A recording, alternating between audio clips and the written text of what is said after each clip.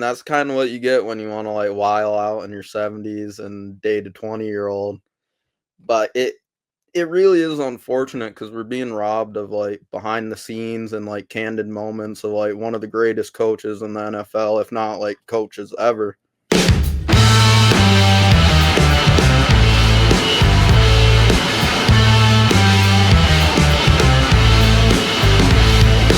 We're back with Football Forecast Offseason Edition. He's Kaynen Buckshot. I'm Anthony Balester. We got a lot to get into, Kaynen. It's going to be a pretty interesting episode in the football world. We got Jordon Hudson and that crazy debacle that's going on with Hard Knocks and Bill Belichick. Also, in the news, Hard Knocks finally decided on what team's going to be featured this year. We obviously had the NFL who had their final spring meetings, and they decided on what rule changes are going to be made and what aren't going to be changed. Obviously, we did have the passing of legendary owner Jim Irsay, so we're definitely going to have to speak about him and give our condolences to that. And we also have much more. So definitely make sure to stay tuned and be making sure to follow us on all social medias at TFB Forecast ETB. Also be making sure to check up our YouTube channel at youtube.com/ETB Network for all your other shows and other content. We're very close to the 1,000 subscriber mark, so definitely make sure to hit that button and help us get there.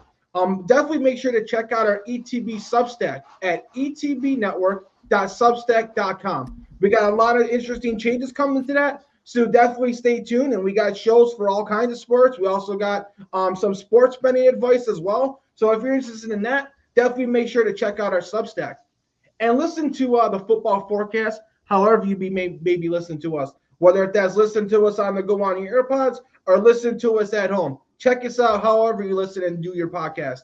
And also the show is presented by Playback.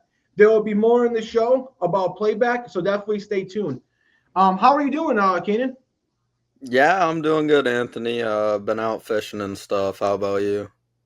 It's been a really good week. It's great to be back. I guess since we really don't get an off season, I guess maybe it's nice to get a week off here and there. To get a little break, but I always love talking football, so it's definitely great to be back, and it's a great week to come back, Keenan. We got a lot to talk about, and the thing that I spoke about earlier today, what we have to lead the show with, is what's going on with Bill Belichick and his girlfriend, which rumors are might actually be his fiance now. They might be getting engaged. Not can't confirm, but also can't deny it either. But Jordon Hudson, I guess reportedly. We spoke about it before. There was supposed to be a Hard Knock series with Bill Belichick and the North Carolina football team. Obviously, that would have been very interesting to see Bill Belichick, in the college world and be able to see him on Hard Knocks doing that transition. That would have been very interesting to see. And it basically seemed like a done deal to the point where, we were already planning our summers to get ready to get our popcorn ready to watch it. And then all of a sudden they said that it wasn't going to come to fruition and they weren't going to do the series with Hard Knocks. And obviously that came with a bunch of speculation on, exactly what caused this to not happen. It seemed like a done deal. So why would all of a sudden would this be just pulled underneath us? And I guess now there's reports and we may have some reasons for that. I guess Jordon Hudson reportedly wanted content control and partial ownership from Hard Knocks for the Bill Belichick series. Now, this is something that I got to give credit to Nick Morganson. He speculated that maybe his girlfriend had something to do with this, and maybe it had something to do with the creative control and the content control. But then when you add the fact that it was Jordon Hudson that wanted it and not just Bill Belichick, that she was the one on the front doing this, the one that was leading the charge on making these demands, and then saying that she also wanted partial ownership. Now I understand, if her and Bill and Belichick have this great relationship and, she wants to be, the future wife of him and she wants to kind of be like a girlfriend / PR. But who the hell are you? Like, let's keep it honest. Like, who the hell are you, Jordon Hudson, to be demanding partial ownership from Hard Knocks when you have nothing really to do with football or North Carolina to begin with? They want Bill Belichick. They don't want you. You're just kind of like the sideshow that goes along with Bill Belichick. You're not the A side in this. So the fact that she wanted partial ownership is absolutely insane, Kaynen. But what are your thoughts on this? Yeah, I thought like it was absolutely crazy. She had her hand in anything that he's doing, like production wise, career wise. altogether. But I mean, that's kind of what you get when you want to like while out in your 70s and date a 20-year-old.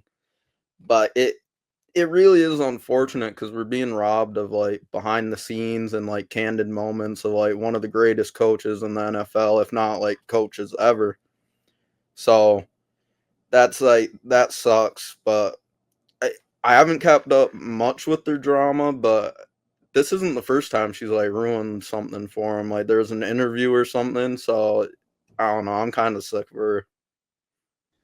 Yeah, Kaynen, and it seems like she likes to make big appearances and she likes to be noticed, and she likes to be really flashy. We saw when they went to NFL Honors, did you see the dress that she was wearing?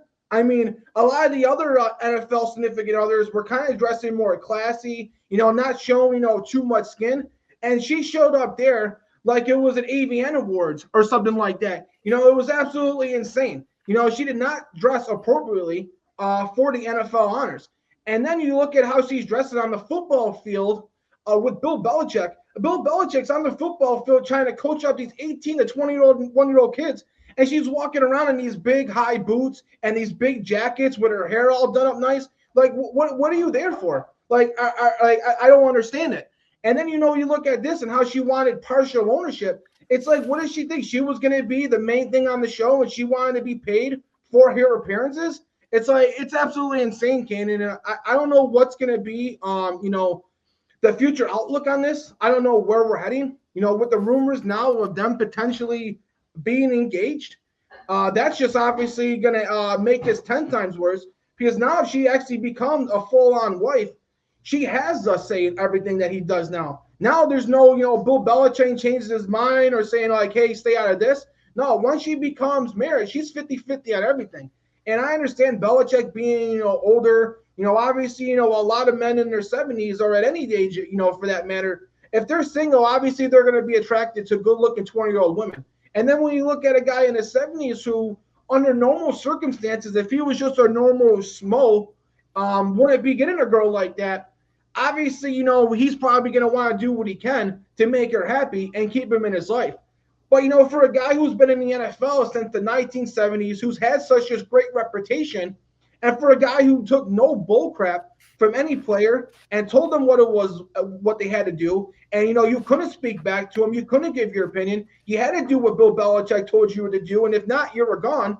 And the fact that she's able to kind of tell Bill Belichick and kind of call the shots, it's crazy that after all these years, it's a 20-year-old woman who's calling Belichick shots and not an NFL player. So I don't know what the outlook is, Kaynen, but I'm not sure if Belichick is going to be able to have a long, successful career doing anything if she's always going to be putting her nose in everything that she does.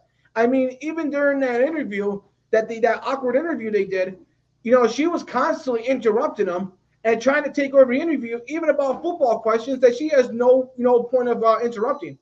So, Kaynen, let me ask you one question before we move on.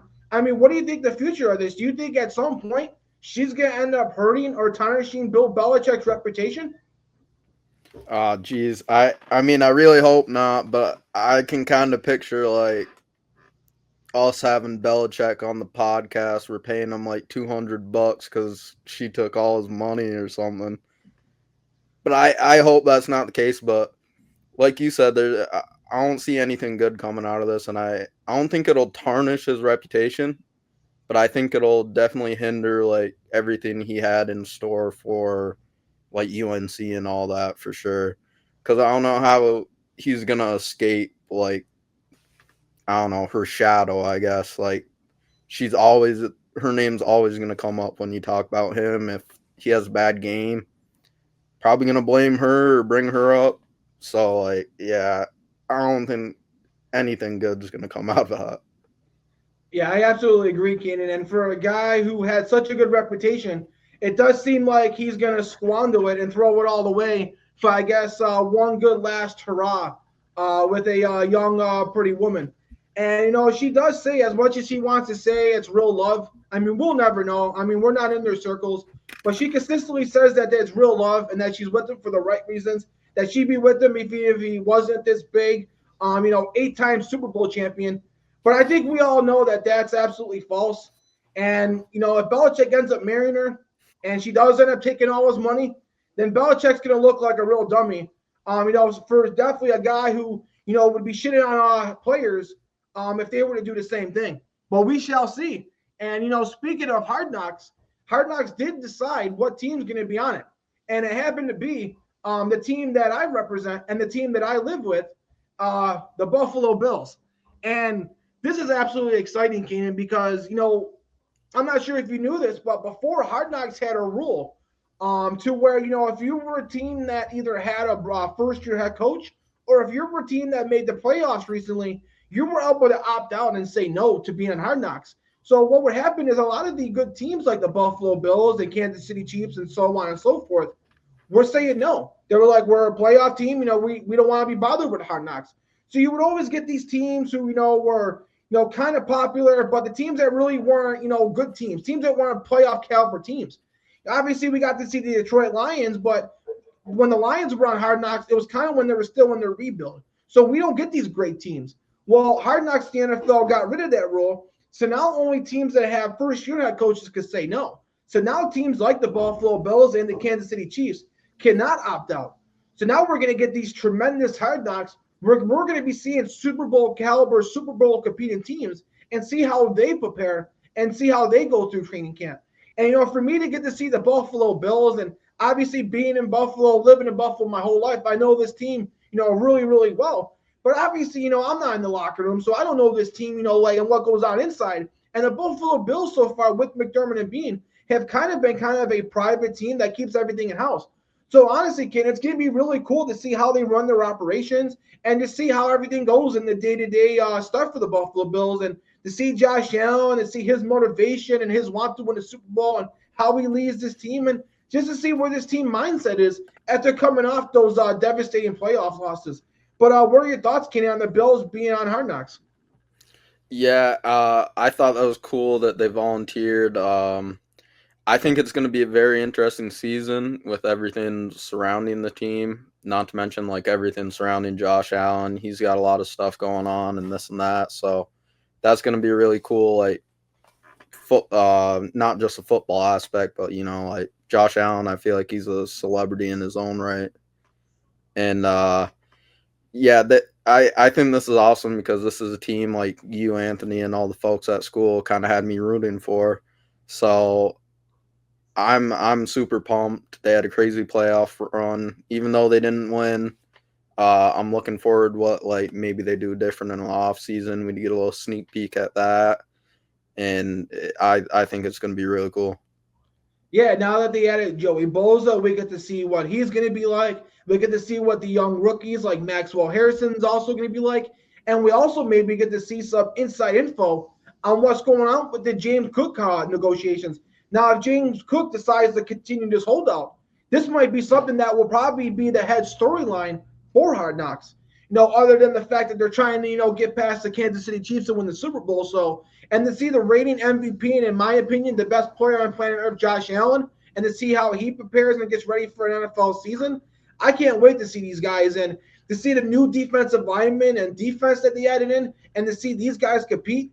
The Buffalo Bills got a lot of positions that are going to have a lot of good competition, particularly at the edge rusher and defensive tackle position. So to see these guys, fighting for the jobs. And every year on Hard Knocks, there's always a couple undrafted guys that either just make the team or just miss the team that end up being really good fan favorites. And I'm interested to see which one of those Bills players it's going to be. But speaking of NFL teams, Kate, and a team that, we kind of saw coming, but a team that decided to pay some of their upcoming free agents, and that was the San Francisco 49ers. The San Francisco went out and rewarded Brock Purdy and Fred Warner with contracts. Fred Warner becoming the highest paid inside linebacker, deservingly so. He's been the best inside linebacker for quite some time now. So, he's been, head of the NFL and at that position, and you can't take anything away from him, outside of Nick Bosa, and even including Nick Bosa, Fred Warner's been the heart and soul and leader of that defense. So obviously, if there's an inside linebacker that deserves it, it's him. He's going to be probably a first ballot Hall of Famer, one of the best inside linebackers I've ever seen. And then when you look at the Brock Purdy contract, he got a really decent chunk of change, Keenan. I mean, This is looking at around a 5-year deal worth about $265 million. Now, I really don't have a problem with the annual money of the $53 million. I mean, you got guys like Tua making 53. Brock Purdy's accomplished more than Tua has. Brock Purdy probably has also accomplished more than what Jordan Love or Trevor Lawrence or Justin Herbert has. And some of those guys are making $55 million. And you look at Dak Prescott, which, yeah, his contract is kind of like an outlier. He should have never got it. He's making 60. So Purdy definitely is worth the $53 million. But when you look at that, they gave him a 5-year deal. That's insane. I would have thought maybe a 3 or 4-year deal just in case that this guy is not the guy who's going to uplift the players. We're not so certain that Brock Purdy is the guy who's going to, uplift players around them and be able to carry a team. We know if he's got players around him, he can win. But when he doesn't have great players and doesn't have a perfect team, can he win? And when you give a guy this type of contract, he's going to have to answer that, and it's going to have to be a yes. Now, if you would have gave him a 3 or 4-year deal, maybe you could get out of it after 2 years. Now you're not getting out of this anytime soon. Now, Brock Purdy has earned every dollar of this and every penny. But, man, I guess the 49ers are putting all their eggs in one basket. And I guess we'll have to see if Brock Purdy earns the contract, and they won't regret it. But what were your thoughts, Keenan, on these guys getting paid? Yeah, I agree with you. I'm fine with the annual salary, but the 5 years, that's crazy to lock up someone like Brock Purdy, who does have a lot of unknowns. But it is really hard to root against him because when the Niners needed him, he really stepped up and proved like he could be a part of that offense. Like you said, when he has the right people around him. But you really can't get a better story than Mr. Irrelevant getting $265 million. So that's going to be a fun team to watch if everyone can stay healthy and they can manage, like, keep everyone together. I feel like for the years coming, that's a team to watch. And a guy you mentioned, Fred Warner, him getting paid was huge for them because, like you said, Bosa, he's an awesome part. He's a dynamic player, but Fred Warner really is like the glue that keeps it all together. He deserves every penny he's got. He's a dog. He pretty much quarterbacks the defense. And having someone like him at the linebacker position is huge. It gives you so many options. He can lock down the run or the pass, so it's really a no-brainer not to let him go. More than the Purdy thing to me. So Yeah, it makes a lot of sense, Keenan. And this is probably why, because of the Purdy contract coming up, why they had to make the moves they did, why they had to lose some of their veteran defensive players, and why they had to trade away Deebo Samuel. Now, I still think offensively, especially at the wide receiver position, if Brandon Ayuk can make a full recovery, this is a wide receiver group that can, scare some people. I mean, you're looking at a trio of Brandon Ayuk, who when healthy was a top 10 receiver. Jawan Jennings was a great receiver last year who broke out. And Ricky Purcell, who at Florida had great hands, was a great route runner. And if he could get things going, I mean, in the way he fits Kyle Shanahan's system so perfectly, with that trio of wide receivers, that's scary, along with George Kittle, probably the first or second best tight end. The only thing you're going to have to question now with the offense is the offensive line. They obviously, got some pieces they got to fill there, which they're going to try to do with some youth. And obviously the health of Christian McCaffrey. Now, I know they got Isaac Garando, the guy they drafted last year out of Louisville, who has serious potential and explosiveness. But obviously, at the end of the day, Christian McCaffrey is going to be the guy who makes this team going. And I think what that sets up is even if McCaffrey's healthy, they might end up with some shootouts because now they lost so many of their defensive players. This defense, losing guys like Drew Greenlaw and Ward, this defense might struggle a little bit. I know you still got Bosa and Warner and other guys, but Purdy might have to go out there and win some shootouts. Now, if he's got the protection, I think Purdy can do that. And I know I'm definitely against, the total money and the long term, I guess, of this. But I guess Trevor Lawrence also got a contract that was lengthy as well. Now, I know he had a lot of potential, and they were thinking more in terms of what he's going to be long term. But, man, I think definitely the 49ers should have gave Purdy a slightly shorter deal. But at the end of the day, what are their other options? They had to pay Purdy. You're not going to be able to draft or get a quarterback, better than Purdy. And at the end of the day, even if you got to overpay him a little bit, you had this guy at such a cheap discount since he was Mr. Irrelevant. You're paying this guy basically pennies for the first 4 years of his contract. So I guess because you got him at such a cheap discount, I guess it's okay that he gets paid a little bit over than what he should have. The Football Forecast is presented by Playback. Watching sports is fun, but it's more fun with others. We spend way too much time watching it alone. Playback is a virtual space where communities can stream live sports together with everyone perfectly synced up. Creators can hop on stage, deliver their own play-by-play analysis and commentary, and invite viewers up for Q&A. Playback makes watching sports fully interactive and a social experience.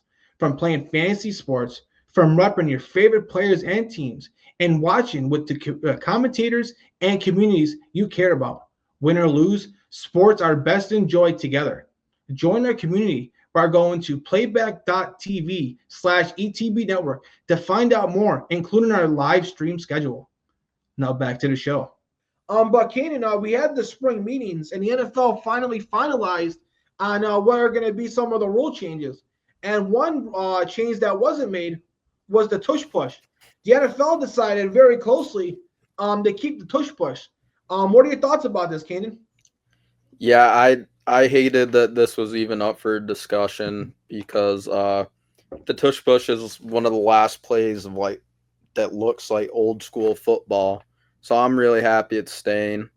I said this before, if it was such an unstoppable play, everyone would do it. So I think eventually teams are going to find like counters for it. Look at the guy, I think Tampa now, Desmond Watson. He's like 400 pounds. So when you got guys coming out of the draft like that, I think you can stop the tush push. And even that, if they end up like finding a counter for it, we could get some like cool option plays or like a fake tush push pitch outside, something like that. So I'm pretty pumped that the tush push is here, and I think you are too, being a Bills fan. I mean, you have Josh Allen back there. What do you think? Yeah, I'm definitely glad. I mean, I know the Bills don't use it quite as much as the Philadelphia Eagles, but definitely it's a crucial part and definitely helps the Bills in some crucial situations. So I was definitely glad that they kept it. And honestly, Kenan, I'm like you. I don't think they should get rid of it because if it was so unfair, then every team, would be able to execute the way the Bills and the Eagles do. But they can't because you have to have, a strong enough offensive line and quarterback, and you have to have a good enough offensive line and quarterback. So you got to have the skill and the size to do it. So because of that, I think it shouldn't be banned. And it honestly got pretty testy, Keenan. I guess supposedly, according to reports, I guess it turned into multiple arguments, and there was a lot of owners that wanted to get rid of it. It really came close, Keenan. I mean, there's 32 owners, and whenever a rule change needs to be made, you got to get a majority. So for them to get a majority, you need 24 of the 32 owners to vote on it. They had 22. There were 2 votes short of this actually being banned. And because it got so close, a lot of the owners who wanted it banned were very pissed off. And, for various reasons, for player safety, and, for, I guess, other reasons. I guess the Eagles owner, basically said, either way, it's a win-win for Eagles. Either you allow us to continue to do it and we continue to have success, or you ban it, which basically shows the NFL that the Philadelphia Eagles were so smart that they developed a play that was so unstoppable that you had to make a rule change for them to take it out of the game, and that was the only way you could stop that play. So, I mean, I guess that's just a tip of cap to the Eagles either way. And with the voting being so close, 22 to 10, it makes you think, man, like if in a year or two, if a couple owners decide like, hey, maybe I don't want the tush push, maybe this play is going to end up being out, in the foreseeable future. So we sell she, and even for the Buffalo Bills, Keenan, the Buffalo Bills owner Terry Pegula was one of the owners who actually voted to have the tush push banned. He said, even though my team has success on it, he cared more about the player's safety and more about the overall health of the league. So he wanted the play banned, even though his team benefited from it. So I guess that showed you that he did come with it with an unbiased opinion. And I guess you got to give him credit for that. But I'm definitely glad that they kept this plan. And hopefully it doesn't become a 24-8 vote where this play is out and we can't see it no more. But speaking of offensive linemen, Keenan, the NFL decided to introduce an award to give out and honor some of the great offensive linemen. So the NFL introduces the Protector of the Year award for the probably whatever's going to be the best offensive lineman that season. Now, Deion Dawkins and some others were the big advocates for it, mainly Deion Dawkins, who said, at the end of the day, offensive linemen really don't get, nominated at all for MVPs. They can't get rushing titles or receiving titles. They don't get any of that flashy stuff. But at the end of the day, they're crucial. They're a main cog of why a running back will get a rushing title or why a quarterback get an MVP. It starts with the offensive line. If your offensive line can't keep your quarterback and running back protected, nothing on the offensive works. And there's really nothing except for Pro Bowls and all pros that really recognize these guys. There's no awards. So Deion Dawkins said, we need to get an award to honor some of these guys who are doing all the dirty work and, are out there, busting their ass, getting hurt, and are going unrecognized. So the NFL finally established this rule and this award. And I'm really glad, Kaynen, we're going to see some great linemen who may not got the recognition they deserved before, now finally will. Now when we go to the NFL honors and we see the NFL MVP and the Walter Payton Man of the Year award and Rookie of the Year, now we're going to see an offensive lineman be able to get the same limelight as them. And they absolutely deserve it, Kaynen. And that's why I'm glad when you see guys like, Josh Allen or other quarterbacks who buy their offensive lineman gets at the end of the year because they do go so unappreciated. But what are your thoughts, Kaynen, on the NFL establishing this award? Yeah, I agree with you. This is long overdue, and everyone always says how the O-line is underappreciated. And we saw last year, like you said, how important it is to have a sound offensive line. I don't know if this is like 100%, but I'm pretty sure like the last 4 teams in the conference championship had like top 5 offensive line ratings. So I'm pretty pumped. There's a better way to recognize the accomplishments of these guys because, like you said, there's no rushing titles or receiving, but whatever. There's really no way other than like word of mouth or watching through the games to really document that. So I'm pretty pumped on this. Yeah, you absolutely like Keenan when you mentioned the success that offensive linemen have. I mean, look at the Kansas City Chiefs. I mean, their offensive line sucked against the Buccaneers, and Tom Brady and the Buccaneers absolutely destroyed them. Then their offensive line got great. They went back-to-back Super Bowls. Then their offensive line's good, and then they get some injuries, and their offensive tackles start not playing well, and then you see them get absolutely destroyed when you get the playoff time.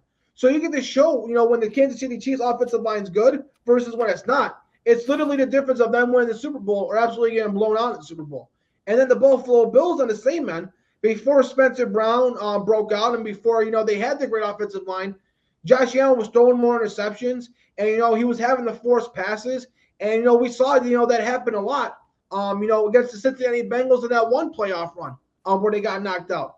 And then once they got the offensive line and it allowed Josh Allen to be able to clean up his mistakes and not have to force things and be run out of the pocket and be in distress 24/7. So offensive line is a crucial thing, Kaynen. I'm definitely glad the NFL is going to be recognizing these guys. But in some sadder news, Kaynen, legendary owner of the Indianapolis Colts, Jim Irsay, unfortunately, I'm guessing unexpectedly, did pass away.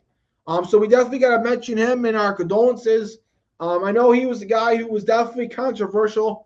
A guy who definitely did some things, off the field, outside the NFL in terms of his drinking and driving, and other things like that, that maybe rubbed the people the wrong way.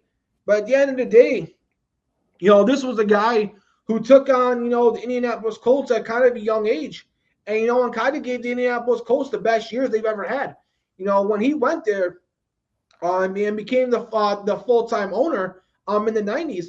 This was a team that, didn't win anything. This was a team that was considered a dumpster fire that no quarterback wanted to go to. And then when he became the owner and they were able to get Peyton Manning and Bill Polian, this became a team that consistently was able to contend and win. And then even after Peyton Manning, they got Andrew Luck and they were still able to compete. And ultimately, he was able to lead a team and build a team that got to hold up a Lombardi Trophy. And ultimately, that's the end goal. So I think he was a great owner. And it's unfortunate that he passed away so unexpectedly at such a young age.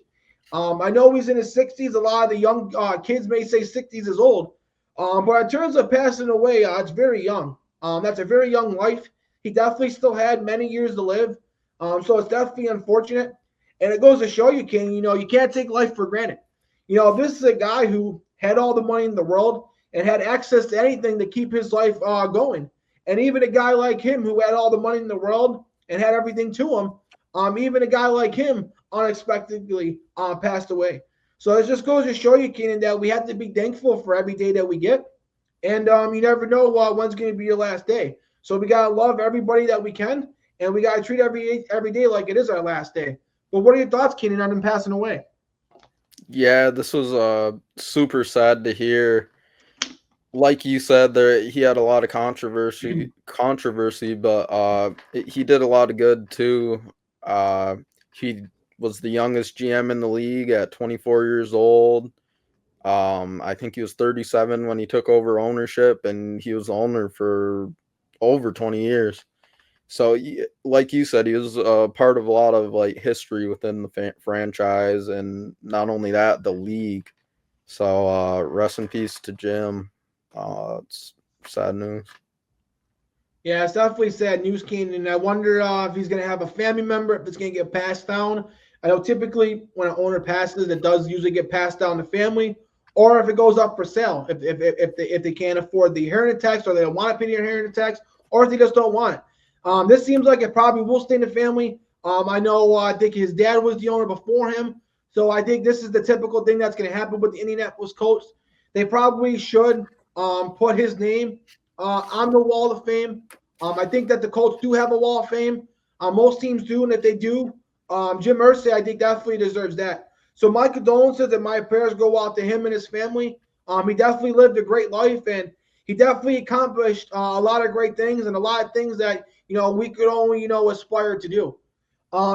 In better news, Derrick Henry got a contract extension from the Baltimore Ravens, becoming the oldest running back to receive such a deal.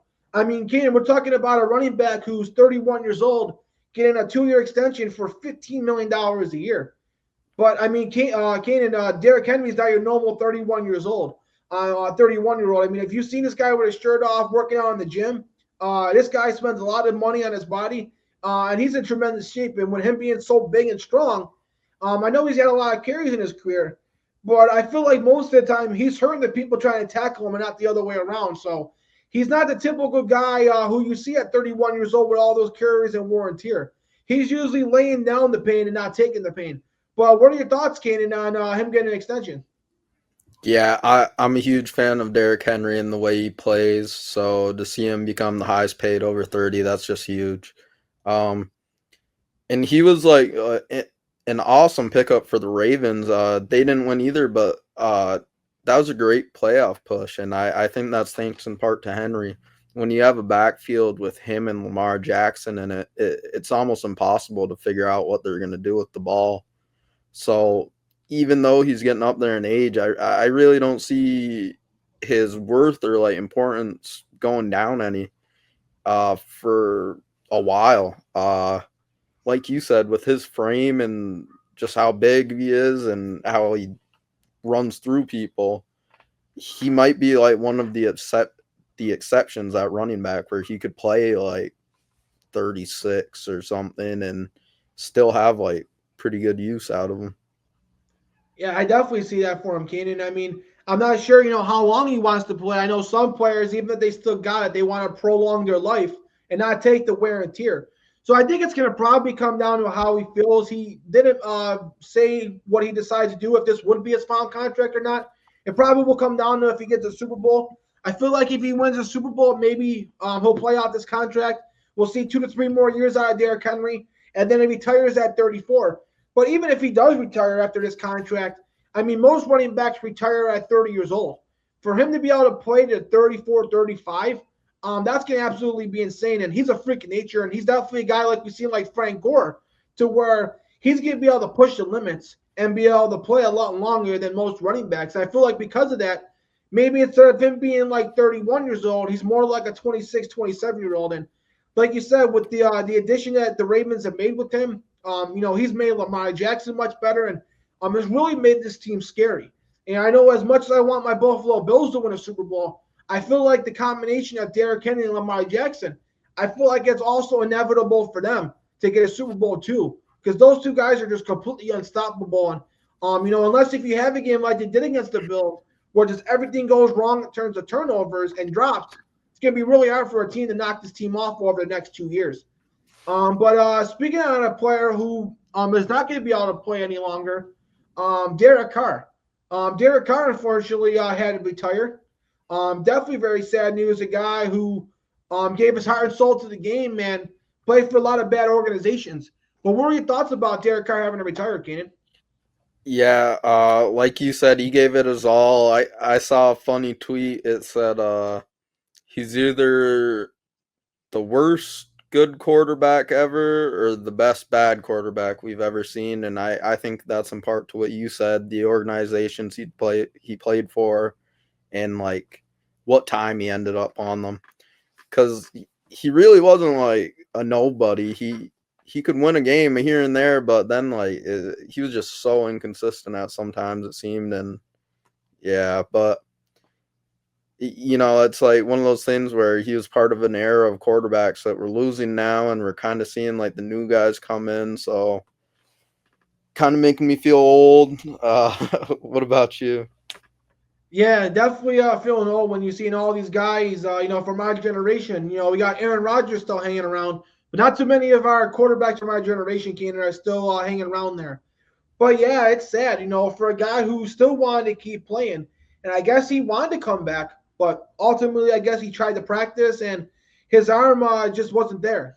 His arm was still really, really badly injured. And I guess it's some, degenerate strength or nerve that's going on with his arm where he's just going to continue to lose strength. So he's not going to be able to play anymore, and it's not going to be able to fully recover. And it's unfortunate, Keenan, because this was a guy who at times looked like an MVP caliber quarterback. Especially early on in the Raiders when he was taking them on to that playoff run and then got that really bad ankle injury. He was an MVP candidate that season, and it seemed like after that he was never the same. It seemed like he was more timid. It seemed like he wasn't as nearly, reckless, which you don't want him to be reckless, but he wasn't really nearly trying, do everything he can because he was scared to get hurt. And rightfully so, for a guy who played under so many different coaches, so many offensive coordinators, he was tough. He tried to grind it out. He tried to play and leave it all out there, but he really wasn't getting much support. And I mean, when you're having all those surgeries and all those injuries, I mean, it's definitely going to make you question, a couple of things when you're doing on the football field, if you want to get another injury or not. And now that he goes to the Saints and had a similar situation, it's unfortunate, Keenan, because this is a guy who maybe if been on better circumstances, maybe could have been a guy who could have won multiple playoff games and maybe could have got your team to the promised land. But he'll just be remembered as a good Pro Bowl level quarterback who just wasn't a guy who could win a Super Bowl and obviously wasn't a guy who wasn't a Hall of Famer. But he's definitely far from a bust. He's definitely a guy who, if anybody said had a bad career or a disappointing career, definitely doesn't know what he's talking about. I mean, you're talking about a guy who accomplished way more than 99% of people who would make the NFL. I mean, majority of people who make the NFL are out of the league in 3-4 years and never even really start a game.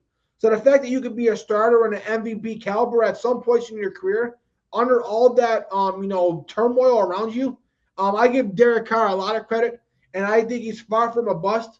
Obviously he's not a Hall of Famer, but I definitely think he should be remembered as a guy who was very tough, and no matter what the circumstances is, was going to give it all on the football field.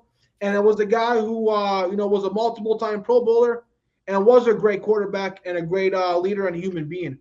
But also, Kaynen, finally, the NFL last week did release their NFL schedule.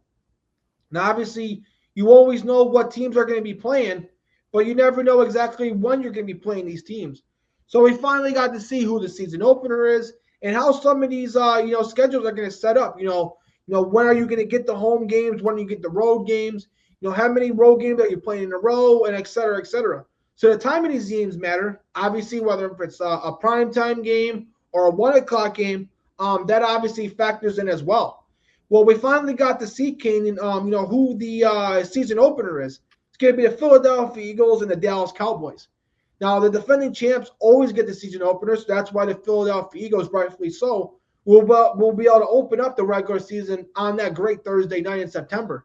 But I guess the Dallas Cowboys of all teams, I know that's a division rival, and that's always a great game. You're going to have a healthy Dak Prescott, with now George Pickens and CeeDee Lamb. I know they're America's team, so you're going to get a huge number on this, and a lot of fans are going to watch it. But I feel like you could have picked a lot better of a matchup. I would have loved to see, I know they don't want to do it too early, but I would have loved to see them versus Jaden Daniels and the Commanders. Probably the two best teams in the NFC again. But, of course, they go with America's team, and unfortunately, we're going to have to watch the Dallas Cowboys. And you made a funny joke, Ken. You asked me, you're like, does the Dallas Cowboys get to play the season opener every year? And, I chuckled because, that's not how it's supposed to be. It's supposed to be the defending Super Bowl champions. But since it seems like they're always pinning that defending Super Bowl champions against the Cowboys, it does seem like the Cowboys always get the season opener.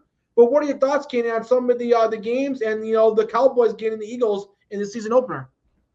Yeah, like you said, it's great to see the Eagles, but against the Cowboys, I mean, I just don't think that's going to be much competition. Not that it's going to be like a blowout, but I think there's clearly a favorite in the Eagles there, and it's going to be pretty one-sided.